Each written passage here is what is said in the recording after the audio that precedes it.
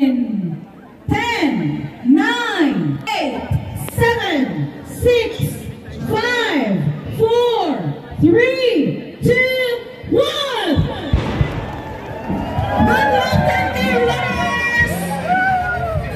Pinangunahan ni Army Chief Lieutenant General Roy Galido ang paglahok ng humigit kumulang sa 4,000 mga officers, enlisted personnel kasama kanilang mga dependents at mga civilian running enthusiasts sa Philippine Army Fun Run na ginanap nitong nakaraang linggo sa Fort Bonifacio, Taguig City at simultaneous na isinagawa sa mga K-Army camps sa buong bansa. Bago opisyal na nagsimula ang Fun Run ay nagkaroon muna ng maiksing programa kung saan nagbigay ng opening remarks si Lieutenant General Galido. Sa kanyang mensahe, binigyan din niya na kapag matatag ang pamilya, matatag ang sundalo, matatag ang hukbong katiyan ng Pilipinas. Para sumaya tayo dahil Fun Run to, isang jump jump, 1, 2, 3, jump! Mahina, isa pa, 1, 2, 3, jump! Ayan! At least it's one way to start our Fun Run kasi gusto ko masaya kayo kaya tinawag natin itong Fun Run. Muli, maraming salamat sa mga nag-organize nitong Fun Run natin. Palakpakan po natin sila. At maraming salamat din those virtually present from 1st Division in Zamboanga up to the 5th Division in Isabela. Palakpak naman dyan.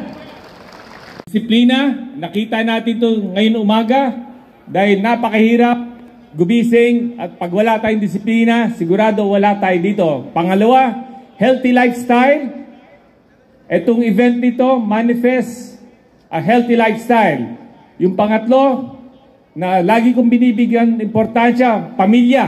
Kaya nagpapasalamat ako sa mga nagdala ng kanya-kanyang pamilya dito. Mas lalo na sa aking misis, kay Rina. And doon sa mga kasama misis at pamilya, group hug naman kayo dyan. At pasalamatan nyo yung ka-army nyo.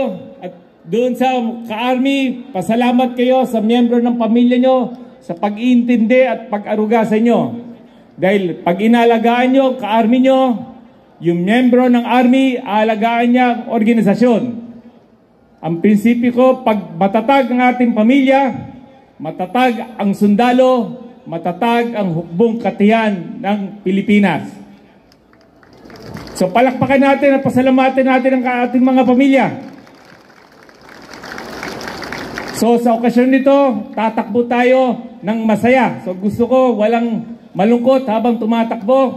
So let us enjoy this. Let us enjoy the Fun Run in commemoration for the 127th Army Day. Isang matatag na hukbong katiyan para sa bagong Pilipinas. Samantala, nagkaroon din ng Zumba na nagsilbing warm-up bago tumakbo ang mga participants ng Fun Run. Pagkatapos ng ilang oras sa pagtakbo ay itinanghal na pinakamabibilis na mananakbo sa 10-km run ang dalawang sibilyan na ito. Nagkaroon ng awarding ceremony bago tuluyang matapos ang Fun Run na dinaluhan ni Major General Leodivic Ginid, Vice Commander ng Philippine Army. Nagkamit ng cash prize ang mga nanalo sa 3, 5, 7 at 10 km categories at nakatanggap naman ng finisher medals ang lahat ng nakatapos sa Fun Run. Ang pagsasagawa ng Philippine Army Fun Run ay parte pa rin ng pagdiriwang ng ika-127 anibersaryo ng Philippine Army. Hinihikayat po sila na magsali ng Fun Run kasi po maganda po yung maibibigay sa kanila dahil sa marami po silang makikilala at magiging healthy din po sila dahil sa pagtakbo.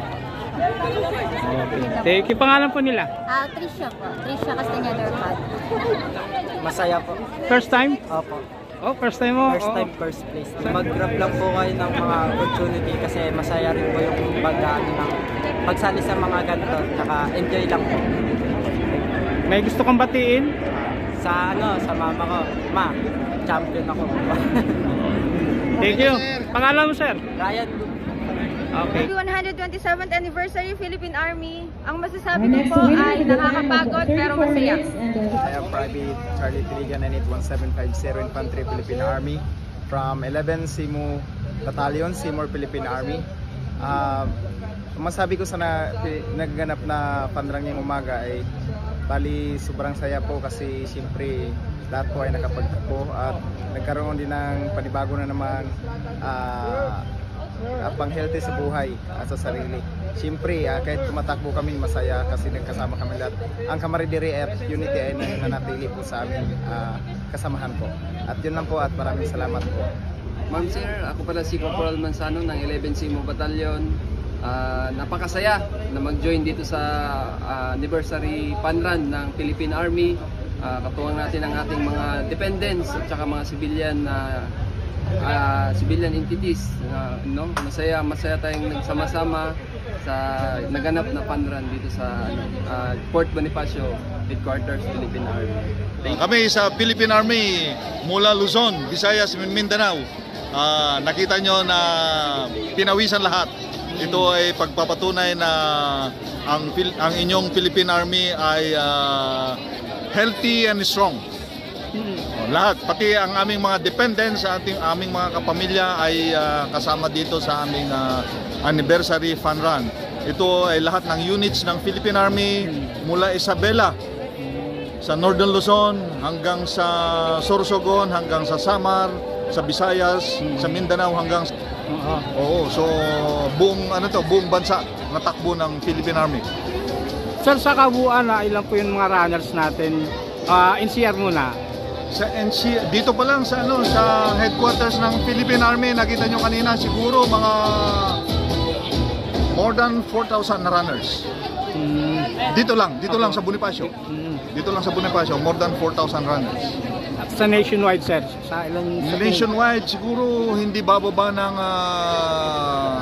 30,000 na tumakbo ngayong araw. Ito yung bahagi po ng anniversary ng Philippine Army, sir? Yes, anniversary run.